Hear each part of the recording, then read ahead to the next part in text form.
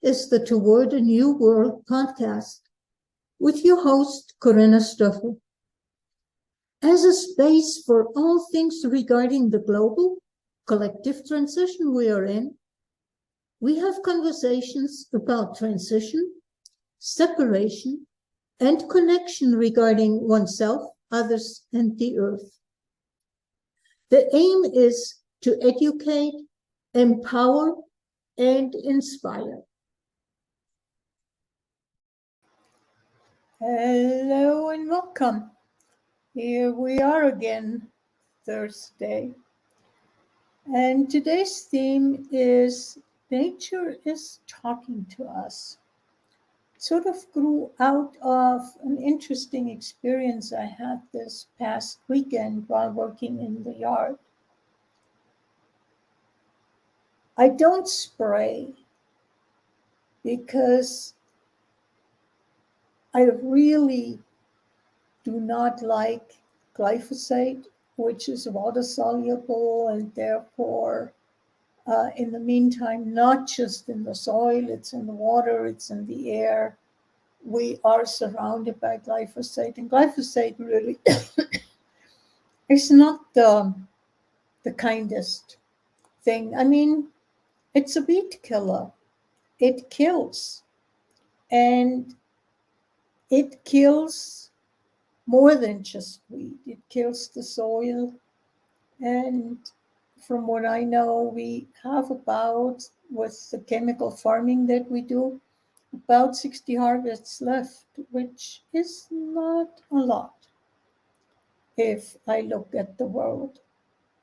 So I'm also keenly aware that since I'm living in a rental, probably the renter before me sprayed, and most likely the renter after me will spray. And I choose not to, just out of principle.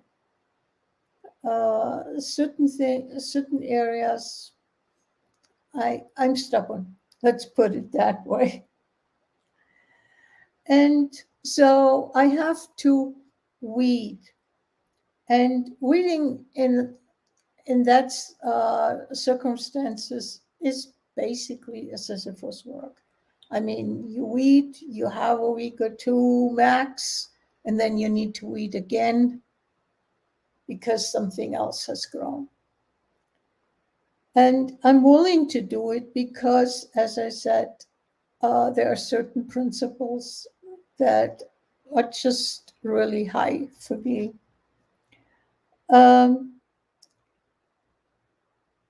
But I'm also looking while working in the yard. I mean, the yard is landscaped. And I'm looking at the landscaping and I'm shaking my head. Why the heck are you doing it that way? And that is a conversation for another time.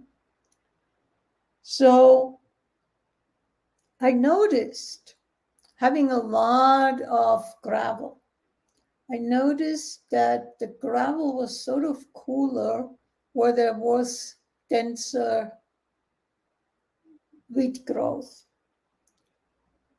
And I was thinking, what's the effect of that? And in a way, how about the soil underneath doesn't get as hot as it does underneath the blank gravel?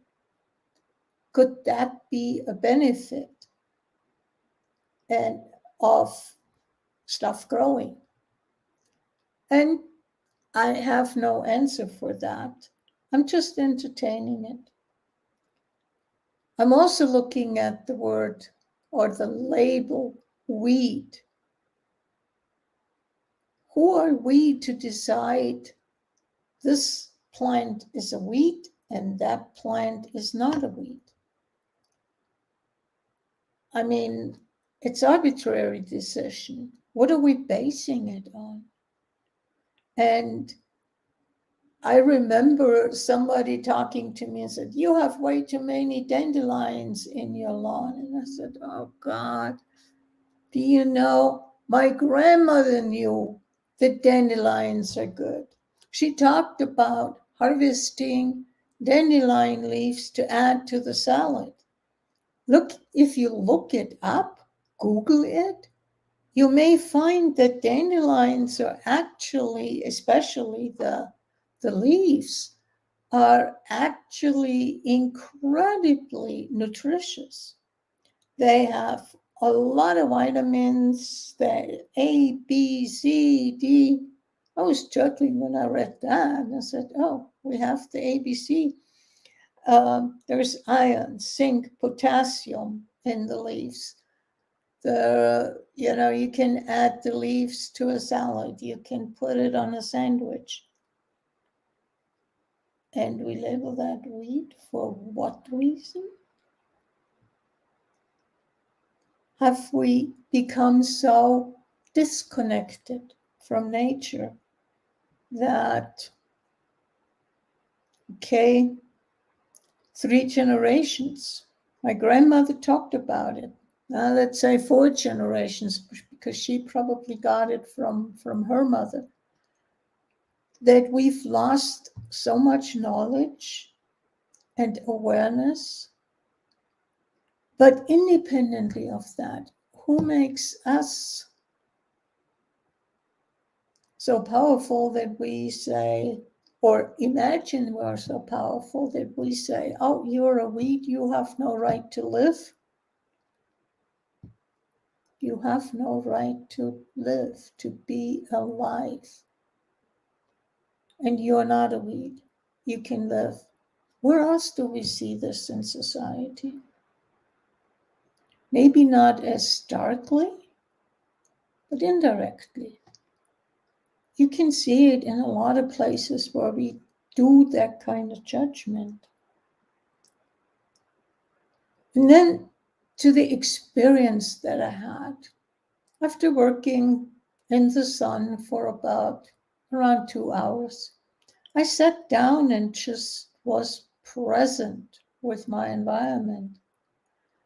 And as a sudden, I was flooded with a sense of gratitude for the abundance, interestingly, the abundance of weeds that I saw in front of me. There's an abundance of life force that is in nature. Are we willing to acknowledge that? Are we willing to be present with that and take it in, allow it in? And I wondered, where the heck did that come from? Because it truly came totally out of the blue. And being with that, I realized that is nature talking to me, teaching me that there is no scarcity. The scarcity thinking that we tend to have in our society is absolutely unnatural. I mean, have you looked at a parking lot that hasn't been used for a while? Grass growing everywhere, wherever it can. Probably the worst dirt road that I ever drove was a former state highway that had been replaced by a new 4-lane instead of it being a 2-lane, and where nature had started to eat in, not only from the sides, but also use any crack or whatever was available to grow.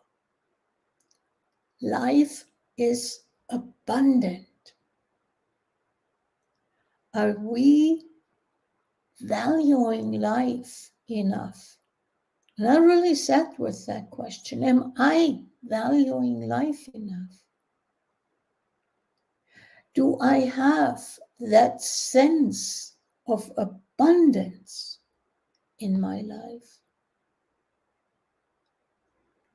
And though intellectually I know that there is abundance and not scarcity, but that energy, that sense that I had when that thought struck me, when I looked at the area around me, I haven't had that in a long time. And I have to say, I was grateful for nature showing me, telling me, indirectly asking me, are you willing to be that abundant?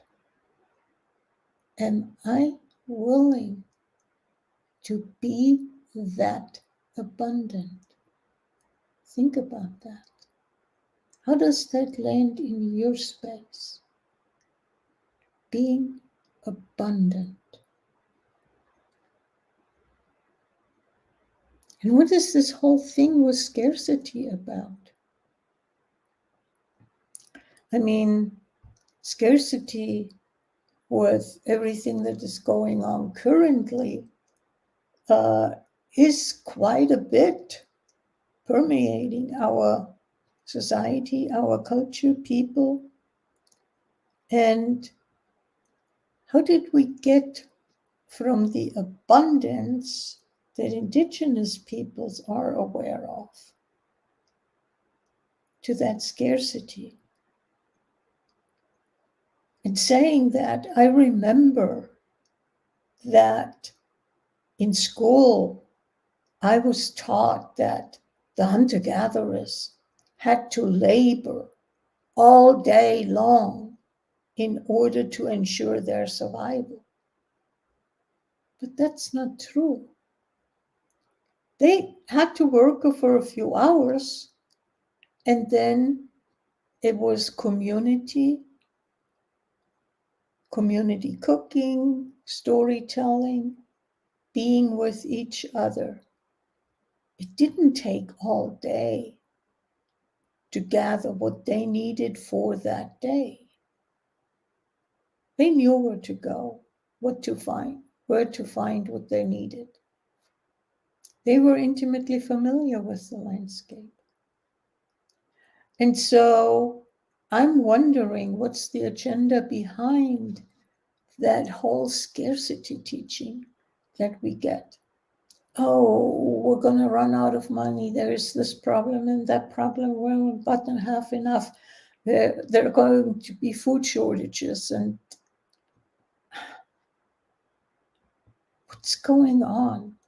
Why are we so off? And I was really so utterly grateful for nature to remind me scarcity is not what I do where I am. There is abundance. And are you willing to tap into that abundance? Now, I can't do anything with the weeds that are growing in that space, but can I take in that sense of abundance? Have I let go enough of the beliefs that I was taught that there is scarcity and trust in the abundance that I see?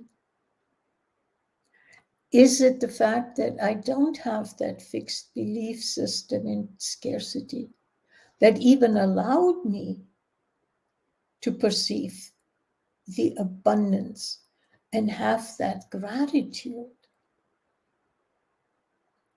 How much can we learn from nature? I have used observation of animals and learned about leadership.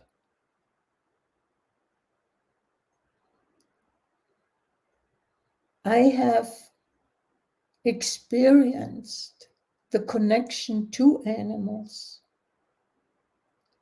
that brings up a real interesting. It was 1 year in Yellowstone. I usually have no places where I always will find elk in the fall. And I didn't see any elk. And so I just mentally put out, where are you guys? We're staying away. We're tired of getting into trouble with stupid humans. I had to laugh. And I've experienced that stupid humans, There are some that have no respect, no idea about wildlife, and no respect, as I said. So, what can we learn? What is nature willing to teach us, to show us, if we are willing to listen, if we are willing to be present? I'm going to leave you with those questions and invite you to look at it for yourself. Where are you with that? And until next week, take care, have a great weekend, and we'll talk next